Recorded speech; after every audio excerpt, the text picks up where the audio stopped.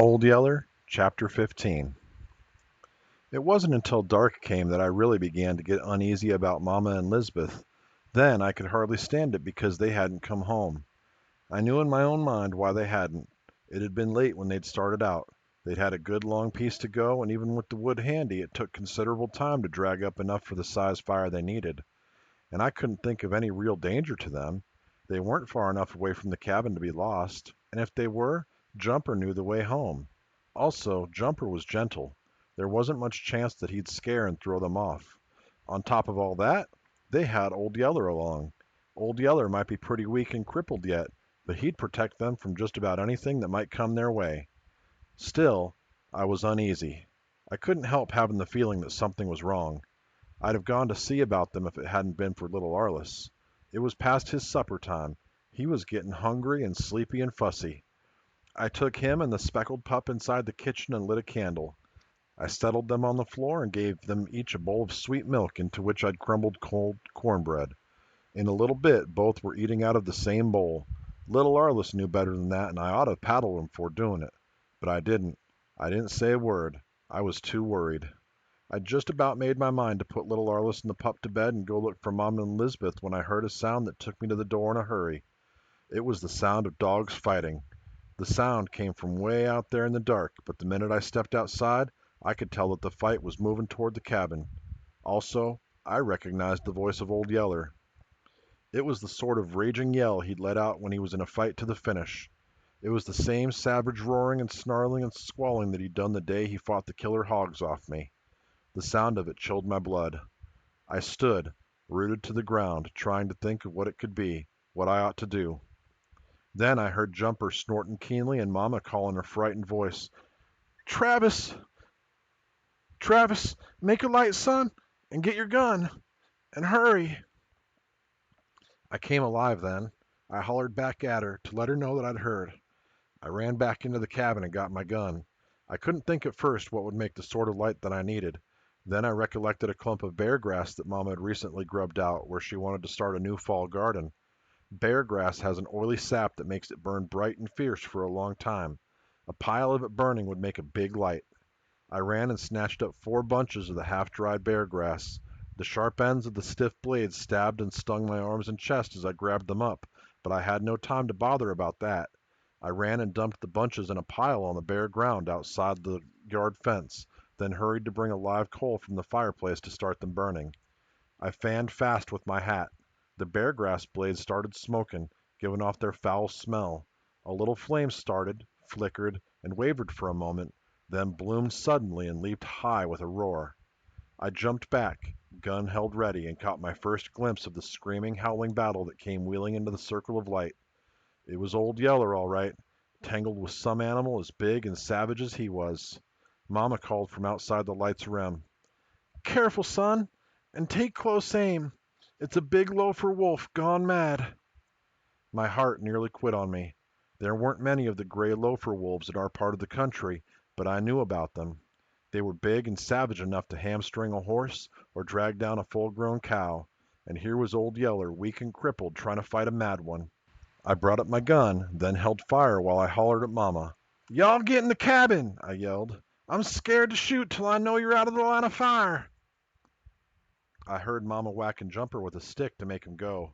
I heard Jumper snort and the clatter of his hoofs as he went galloping in a wide circle to come up behind the cabin. But even after Mama called from the door behind me, I still couldn't fire, not without taking a chance on killing Old Yeller. I waited, my nerves on edge, while Old Yeller and the big wolf fought there in the firelight, whirling and leaping and snarling and slashing, their bared fangs gleaming white and their eyes burning green in the half-light. Then they went down in a tumbling roll that stopped with the big wolf on top, his huge jaws shut tight on Yeller's throat. That was my chance, and one that I'd better make good. As weak as Old Yeller was, he'd never break that throat hold. There in the wavering light, I couldn't get a true bead on the wolf. I couldn't see my sights well enough. All I could do was guess aim and hope for a hit. I squeezed the trigger. The gun stock slammed back against my shoulder and such a long streak of fire sprouted from the gun barrel that it blinded me for a second. I couldn't see a thing. Then I realized that all the growling and snarling had hushed. A second later, I was running toward the two still gray forms lying side by side. For a second, I just knew that I'd killed Old Yeller too.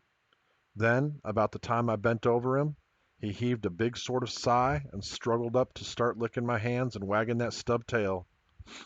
I was so relieved that it seemed like all the strength went out of me. I slumped to the ground and was sitting there shivering when Mama came and sat down beside me. She put one arm across my shoulders and held it there while she told me what had happened. Like I'd figured, it had taken her and Lisbeth till dark to get the wood dragged up and the fire to going around the dead cow. Then they'd mounted old Jumper and headed for home. They'd been without water all this time and were thirsty. When they came to the crossing on Birdsong Creek, they'd dismounted to get a drink, and while they were lying down, drinking, the wolf came. He was right on them before they knew it. Mama happened to look up and see the dark hulk of him come bounding toward them across a little clearing. He was snarling as he came, and Mama had just barely enough time to come to her feet and grab up a dead chinaberry pole before he sprang. She whacked him hard across the head, knocking him to the ground. Then Old Yeller was there, tying into him. Mama and Lisbeth got back on Jumper and tore out for the house. Right after them came the wolf, like he had his mind fixed on catching them and nothing else. But Old Yeller fought him too hard and too fast. Yeller wasn't big and strong enough to stop him, but he kept him slowed down and fought away from Jumper and Mama and Lisbeth. "He'd have had to been mad, son," Mama wound up. "You know that no wolf in his right senses would have acted that way. Not even a big lofer wolf." "Yes'm," I said, "and it's sure a good thing that Old Yeller was along to keep him fought off." I shuddered at the thought of what could have happened without Old Yeller. Mama waited a little bit, then said in a quiet voice, "It was a good thing for us, son, but it wasn't good for Old Yeller." The way she said that gave me a cold feeling in the pit of my stomach. I sat up straighter. "What do you mean?" I said. "Old Yeller's all right. He's maybe chewed up some, but he can't be hurt bad. See, he's done trotting off toward the house." Then it hit me what Mama was getting at. All my insides froze. I couldn't get my breath. I jumped to my feet, wild with hurt and scare. "But Mama!" I cried out. "Old Yeller's just saved your life. He saved my life. He saved little Arliss's life. We can't—" Mama got up and put her arm across my shoulders again. "I know, son," she said, "but he's been bitten by a mad wolf." I started off into the blackness of the night while my mind wheeled and darted this way and that, like a scared rat trying to find its way out of a trap. "But Mama," I said, "we don't know for certain. We could wait and see. We could tie him or shut him up in the corn crib or someplace till we know for sure." Mama broke down and went to crying then. She put her head on my shoulder and held me so tight that she nearly choked off my breath. "We can't take a chance, son," she sobbed. "It would be you or me or little Arliss or Lisbeth next. I'll shoot him if you can't, but either way we've got to do it. We just can't take the chance." It came clear to me then that Mama was right. We couldn't take the risk.